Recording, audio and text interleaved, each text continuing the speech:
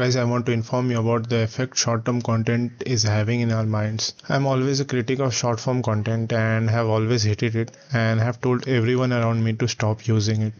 So what makes this so bad for me to make a video? So this is a study on the impact of short video addiction by International Journal of Adolescence and Youth. So the data size of this study is 3420, mainly younger people of an age of 12 to 15 years.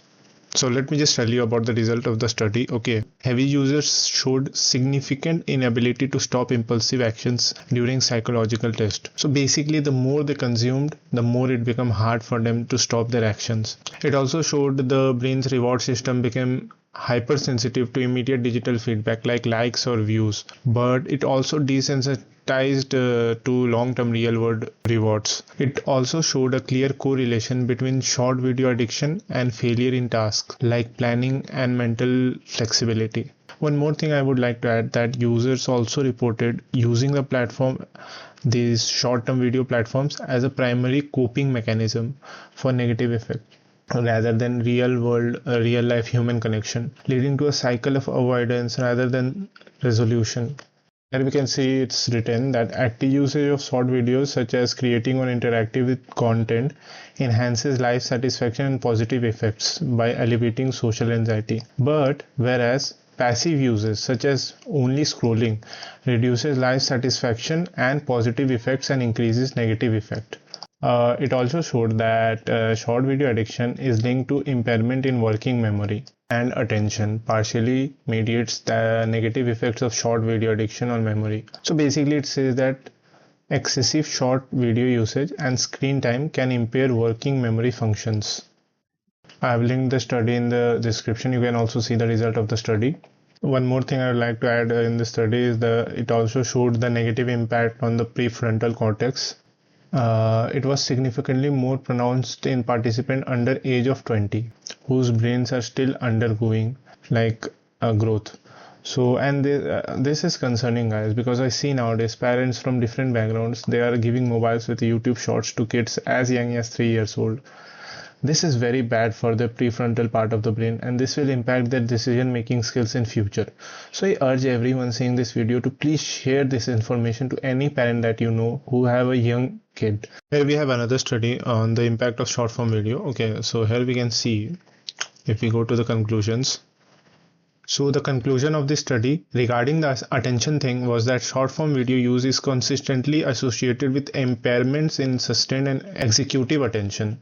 So it indicates that there is disruption in the attention span, that is basically mental focus. So short form video consumption undermines user perceived attentional capacity through mind wandering, difficulty processing complex content, and a growing dependence on rapid content shift.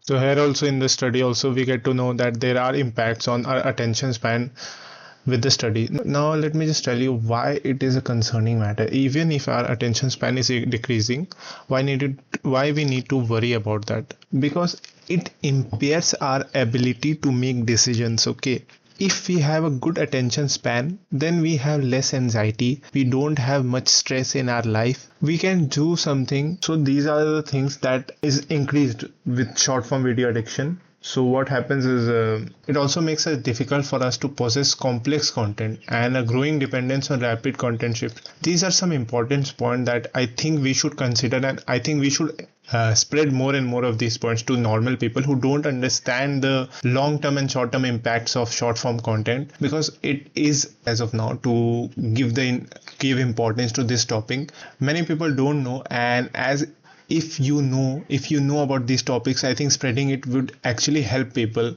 Regarding the memory also, I'd like to tell you the impacts of it on our memory. Okay, so overall the short form video consumption appears to condition attention habit towards novelty and speed, challenging the capacity for deep sustained focus. So if we want if someone is on content creation, or someone is new to like something which needs sustained focus, and even in life also, if we need to do something, if we need to understand something, we need to have long sustained deep focus, because in that deep focus what we are doing is we are connecting different ideas. And if we have short term focus, if we are like speeding everything up, then I don't think we can connect our factual logical thinking into our memory, and we cannot connect both the things.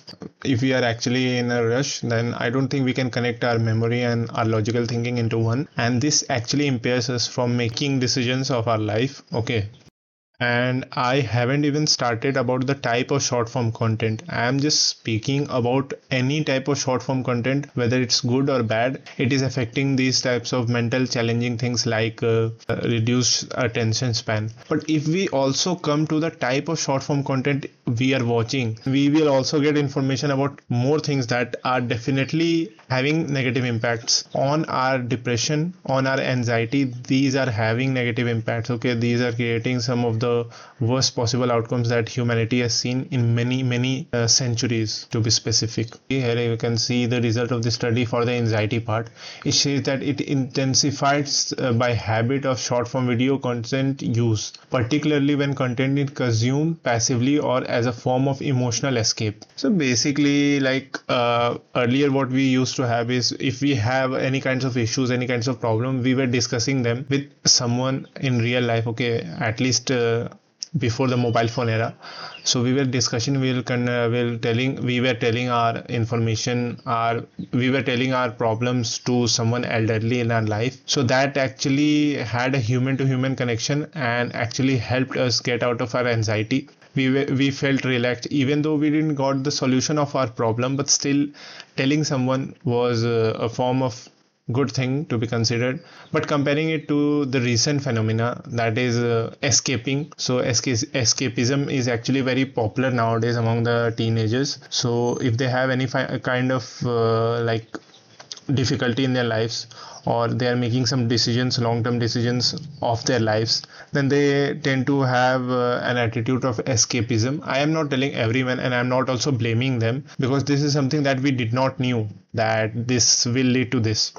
So they try to escape from the reality by consuming short form content, or in general using their mobile phones or anything that gives them dopamine. So what happens is they escape for a few hours, and when they return, they get a huge crash, and that is actually worse than the initial problem.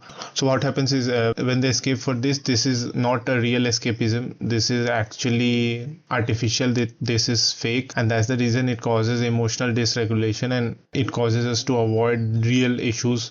It deflects us from the real issues that we want to be thinking deeply. Rather, it gives us an instant satisfaction that everything is going well in our life, and I don't think that is sustained for long-term use, and that increases depression and anxiety. It also has negative impacts on our life satisfaction and overall psychological well-being. So what I'm trying to tell you guys is, basically you need to understand these companies will not tell you the real truth. It never wants you to get out of their platform. It always wants you to consume more and more of their content, because that is what is generating the revenue.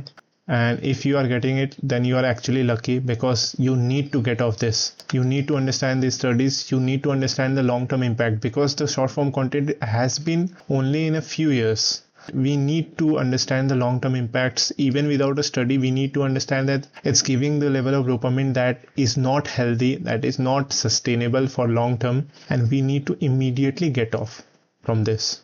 Actually, I also left scrolling many weeks ago, and the problem with me was I was highly addicted, because I was not like someone else who gets on the platform, uses it for 15 minutes, 30 minutes and gets off. If I saw that I was getting the dopamine, then I scrolled and scrolled for more than 4 hours each and every day. So then I decided to stop it, and actually it has helped increase creativity inside me, and I am feeling more and more confident, because what it does is it actually decreases your ability to critically think. It decreases your ability to focus. You're destroying your health, all of these just for the profits of these big companies. And I know it's very hard nowadays to form real human connection in this online world. It's very hard to try to communicate with someone, because I have also experienced this.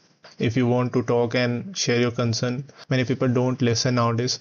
but the thing is you have to try in that area more and more rather than falsely coping, giving yourself a false hope that I'll just escape from this for this particular moment. So here is another study. It also emphasizes the impact regarding memory, attention span, problem solving abilities. Regarding especially the problem solving abilities, if we want to grow as a society, if we want our society to succeed, then I don't think we as a young individuals, especially under the age of 20, should be consuming these types of media because it's impairing our ability to think critically, think logically, things, and that will actually affect the society if more and more people engage in these types of content. Because if you can see in the studies showing here, it has been affecting our problem solving abilities. Well, I know there are some of the positive impacts of using social media, but regarding the doom scrolling, regarding the brain rot, regarding the type of content that you are seeing, can be considered negatively impacting our brain health. And I think that is a very important subject that we need to understand, we need to talk about. Regarding, so if we conclude all the studies, if we understand the result of all the studies, and if we see the impact, then we understand how evil these companies are, that they're impacting such neurological and psychological ability of early teenagers that are the future of the society. So I think that is something we need to take care of. So before it gets late, we need to actually intervene and stop this. Anyone you know near, please actually tell them to stop, even if it's their coping mechanism. Tell them to shift something which is real, like going outside, walking in nature, talking to real life humans, I think is the best thing. And please help someone who is in need. Thanks.